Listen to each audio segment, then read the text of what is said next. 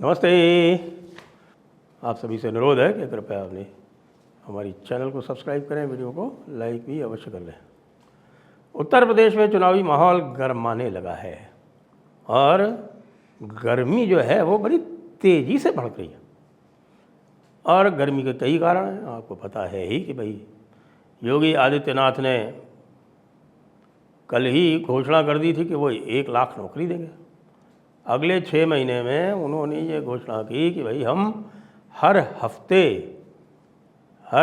एक कार्यक्रम करके और नौकरियां देंगे और कुल हमको 1 लाख नौकरी देनी है। 9,20,000 हम दे चुके हैं। इस तरह से हमारे 10 वर्ष के कार्यकाल में 10 लाख नौकरियां, सरकारी नौकरियां दे दी जाएंगी। ये बड़ी बात है। बड़ी बात इसलिए है कि आजकल नौकरियां इसलिए नहीं दी जा पाती हैं क्योंकि जो भी एग्ज़ाम्स होते हैं, जो भी इंटरव्यूज़ होते हैं, उनमें घोटाले हो जाते हैं। कहीं पेपर लीक हो जाता है, कहीं भाई भतीजावाद का आरोप लग जाता है। इस तरह से करके अधिकतर राज्य सरकारों को अपनी सरकारी नौकरियों के पद भरने में बड़ी कठिनाई आ रही है। ऐसे में योगी आदित्यनाथ ने 1 लाख नौकरियां अनाउंस करके एक बिल्कुल जिसको कहे ना कि पूरा व्यवस्था जो है उसको हिला दिया है। विपक्ष फंसा हुआ है आरक्षण के नैरेटिव में। वो ये दिखाने का प्रयास कर रहा है कि साहब कि देखिए जो आरक्षण है वो बीजेपी खा जाएगी, और बीजेपी के जो वोटर हैं वो कह रहे हैं कि तुम आरक्षण के इस सुरसा के मुंह को लगातार और बढ़ाते जा रहे हो। तो ये वाद विवाद चल ही रहा था, लेकिन जैसा कि दिख रहा है उत्तर प्रदेश में अब आरक्षण की बात आई तो आरक्षण के जो पक्षधर माने जाने चाहिए वैसे ओम प्रकाश राजभर खड़े हो गए। और ओम प्रकाश राजभर ने एक इंटरव्यू में कह दिया कि भाई ऐसा है कि ये जो पिछड़ा और दलित का जो भी बात हो रही है इसमें उपवर्गीकरण तो होना ही चाहिए। और उपवर्गीकरण इसलिए भी आवश्यक है कि जो वास्तव में पिछड़े हुए हैं, जो समाज वास्तव में पिछड़े हुए हैं, उनको प्रतिनिधित्व मिलना चाहिए, ना कि उनको जिनके घर में 5-5 IAS बने बैठे हैं। बिल्कुल सही बात है। तो एक प्रकार से उन्होंने जस्टिस गवई वाले क्रीमी लेयर का भी समर्थन कर दिया। अब आपको पता है कि ओम प्रकाश राजभर जो हैं वो स्वयं अति पिछड़े में आते हैं। तो जब अति पिछड़ा समीक्षा की बात कर रहा है, आरक्षण की समीक्षा की बात कर रहा है, तो जो कम पिछड़े हैं यानी कि यादव बंधु वो कैसे बात करेंगे, जबकि सबको पता है कि अखिलेश यादव के कार्यकाल में क्या होता था। उस समय जो UP-PSC थी उसका नाम बदल के यादव PSC कर दिया गया था। UP-PSC नहीं रही थी, उसको कहा गया था कि भाई YPSC, Yadav public service commission. यहाँ तक कि जो उसके अध्यक्ष थे, जो मिस्टर यादव जो उसके अध्यक्ष थे, और जो हुआ वो बड़ा प्रसिद्ध केस हुआ था जिसमें से लगभग 100% ओपन सीट्स जो थीं वो यादवों को चली गई थी। 100% पिछड़ी और ओपन सीटें जो थीं लगभग पूरी नहीं, लगभग वो सब यादवों को चली गई। तो हंगामा हुआ, लोग हाईकोर्ट गए। हाईकोर्ट ने पहले उस पर रोक लगा दी, और रोक लगा के जब उसकी समीक्षा की गई तो वो जो यादव जी थे UP-PSC के चेयरमैन, जो कि कहीं के छोटे मोटे शिक्षक थे, बताते हैं कि उनका जो अपॉइंटमेंट ऑर्डर था वो भी फैक्स से आया था समाजवादी पार्टी के मुख्यालय से, लखनऊ से। अब यादव जी को इलाहाबाद हाई कोर्ट ने हटाया।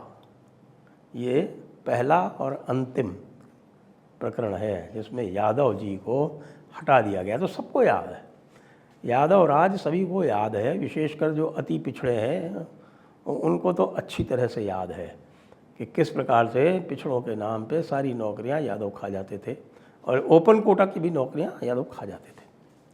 अब यादव जी ने एक नया शगुफा चढ़ा। आज उन्होंने वो एक स्त्री धन योजना आरंभ कर दी। अच्छा, इसकी बात पहले से हो रही है क्योंकि इसके जो संकेत थे वो आ चुके थे। और 40,000 रुपये जो है वो देंगे, वो महिलाओं को 40,000 रुपये देंगे यदि वो जीतेंगे तो। इसकी काट पहले से ही योगी जी ने सोच ली है। उन्होंने कहा है कि हम तो 50 देंगे और 50 में 20 जो है वो चुनाव से पहले देंगे और 30 चुनाव के बाद देंगे। अब वही वाली बात है ना कि 1 in hand is worth 2 in the bush। आधी छोड़ पूरी को दावे, आधी रहे न पूरी पावे। यह किस्सा आपने अच्छी तरह से सुन रखा है। और पब्लिक जो है वो जो हाथ में है उसके ऊपर अधिक विश्वास करती है। और सही पूछे तो बहुत अधिक अंतर नहीं पड़ता है। तो ये जो 40,000 रुपये का जो भी अट्रैक्शन था उसको काउंटर करने का योगी जी प्लान बना चुके हैं। कल एक मैं सर्वे देख रहा था और वो सर्वे जो है वो वोट वाइप का था और वो सुनाया जा रहा था, उसके बारे में बात कर रहे थे सौरभ शर्मा इंडिया टीवी वाले, अपनी जो कॉफ़ी पर कुरुक्षेत्र वाला जो कार्यक्रम आता है और उसमें जो भी आंकड़े दिए जा रहे थे वो बहुत अधिक विश्वसनीय नहीं थे। वैसे वोट वाइप की मैं बात पर विश्वास इसलिए भी नहीं करता हूँ क्योंकि बंगाल में भी उन्होंने बड़ी विचित्र घोषणाएं की थी। बंगाल में उन्होंने कतई किसी प्रकार का कोई चांस जो था वो बीजेपी को नहीं दिया था। 32% बता रहे थे बीजेपी के जीतने के चांसेस चुनाव के 2-3 महीने पहले। हुआ क्या, वो सबका देखा हुआ है। जयपुर डायलॉग ने उस समय भी वोट वाइप की जो संख्याएं थी उससे असहमति प्रकट कर दी थी। अब ये तो सब हो ही रहा था, ऊपर से साहब इलाहाबाद हाई कोर्ट ने सोने में सुहागा करके एक जजमेंट दे डाला स्कूलों में हिजाब के विरुद्ध और यह कह दिया कि हिजाब जो है वो किसी भी तरह से मुस्लिम मत में, मुस्लिम मजहब में इसेंशियल रिलीजियस प्रैक्टिस नहीं है।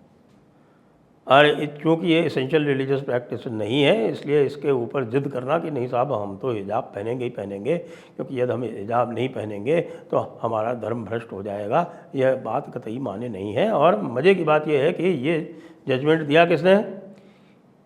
ये जजमेंट जस्टिस जे मुनीर की डबल बेंच ने दिया। जस्टिस जे मुनीर, ख्याल से इंद्रजीत सिन्हा, तो इन 2 जजेस ने ये जजमेंट दे दिया। ये जजमेंट देने के बाद में मुझे नहीं लगता कि अखिलेश बाबू किसी प्रकार का कोई कमेंट करते, लेकिन कमेंट तो समाजवादी की तरफ से आना ही था कि भाई ये हिजाब अधिकार है। फिर उधर राहुल गांधी, अरे हिजाब तो बिल्कुल अधिकार है। कांग्रेस की तरफ से तो पूरा वो आ गया कि साहब की ये रिलीजियस स्कॉलर, ये बात जो है वो केवल रिलीजियस स्कॉलर कर सकते हैं, कोर्ट कौन होता है ये सब बातें करने वाला। जी, कांग्रेस के ऑफिशियल स्पोक्स पर्सन ये इतिहास भूल गए हैं, इनको आज तक शाहबानों का इम्पैक्ट नहीं समझ में आया, तो अब इस बात का इम्पैक्ट क्या समझ में आएगा। राहुल गांधी तो पूरी तरह से हिंदू धर्म के पीछे सब कुछ फावड़ा तगाड़ी लेके पड़ गए, हाथ धोके नहीं, फावड़ा तगाड़ी बल्लम जितना भी कुछ हो सकता है सब लेके वो हिंदू धर्म के पीछे पड़े हुए हैं। हिंदू धर्म को वो निकाल बाहर करेंगे। नांदेड़ में उनके जो एमपी थे रविंद्र चौहान, उनके नेतृत्व में बाकायदे एक प्रदर्शन होता है और प्रदर्शन में सनातन धर्म के नाश के नारे लगते हैं। तो ये समझ लें कि राहुल गांधी को अब पूरी तरह से उन्होंने यह तय कर लिया है कि बिना हिंदू धर्म का नाश हुए उनकी सरकार नहीं आ सकती। तो अब हिंदू धर्म वालों को सोचना है कि भाई उनको अपना धर्म बचाना है या कि कांग्रेस का साथ देना है। मतलब उन्होंने इतना अधिक स्पष्ट कर दिया। यदि कोई ये सोच भी रहा होता कि साहब ये जो है वो बीजेपी वाले जो बहुत अधिक अहंकारी हो गए हैं, ये काम वाम नहीं कर रहे हैं, ये ध्यान नहीं दे रहे हैं, थोड़ा इनमें जो है वो कंप्लेसेंसी आ गई है, अति आत्मविश्वास आ गया है, ये सब बातें सोच के ये सोच भी रहे हो कि साहब की अगली बार हम बीजेपी को वोट नहीं देंगे तो कांग्रेस को वोट दे देंगे, तो कांग्रेस जो है वो इफ़ेक्टिवली ये सारी जो सब पॉसिबिलिटी है, ये सारी संभावनाएं जो है उसको कैंसिल करती चली जा रही है। वो सीधे सीधे लोगों के मुंह पे थूक रही है, वो कह रही है कि साहब हमें तुम्हारा वोट नहीं चाहिए। और ये स्थिति लेके ये जाएंगे कहाँ? वोट लेने जाएंगे भाई लोग उत्तर प्रदेश में। उत्तर प्रदेश जो भारतीय संस्कृति का वाहक है। भारतीय संस्कृति का यदि सबसे बड़ा वाहक कोई है तो उत्तर प्रदेश है। काशी, मथुरा, संभल, विंध्याचल, अयोध्या, सब कहाँ है? उत्तर प्रदेश में। गोरक्षनाथ, सब उत्तर प्रदेश में। सबसे अधिक यदि कोई तीर्थयात्री जाते हैं, आजकल लोग उनको रिलीजियस टूरिस्ट कहते हैं, भाई मैं तो जो पुराना नाम है तीर्थयात्री वही रखना चाहता हूँ, तो सबसे अधिक यात्री यदि कहीं जाते हैं तो उत्तर प्रदेश जाते हैं। उत्तर प्रदेश में अयोध्या, काशी, मथुरा 3 स्थानों पर सर्वाधिक जाते हैं। राहुल गांधी को कह रहा है कि ये लोग जो हैं वो जाते हैं जो ये अंधविश्वासी हैं, और यदि राहुल गांधी का बस चले तो वो हिंदू धर्म को यहाँ पर पूरी तरह से उसके ऊपर वो पाबंदी लगवा दें। लेकिन अब वही वाली बात है कि खुदा गंजे को नाखून नहीं देता, तो खुदा राहुल गांधी को पावर नहीं देता। वो कितना भी कर लें, वो कितना भी हिजाब की प्रशंसा कर लें, वो हिजाब की प्रशंसा कर रहे थे। मज़े की बात यह है कि इसको टेकअप किसने कर लिया है? इसको टेकअप कर लिया है ओवैसी ने उत्तर प्रदेश में, और ओवैसी ने इसके बारे में बोलना शुरू कर दिया है। तो ये सारे के सारे जो हैं वो पीछे पीछे प्रतिस्पर्धा में लग गए हैं कि कैसे मुसलमान को कन्विंस कर सकें। ऐसा ना हो कि कहीं भाई मुसलमान का एक हिस्सा टूट के ओवैसी के पास चला जाए और हमारी पूरी तरह से लुटिया डूब जाएगी।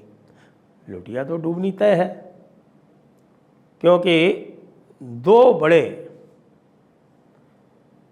बड़े विश्लेषक भाऊ तोरसेकर और प्रदीप सिंह ये कह चुके हैं कि भाई 300 से अधिक आनी हैं बीजेपी की सीटें। इसीलिए आप देख रहे हैं कि वातावरण में गर्मी इतनी अधिक क्यों बढ़ रही है। जय हिंद, जय भारत, वंदे मातरम।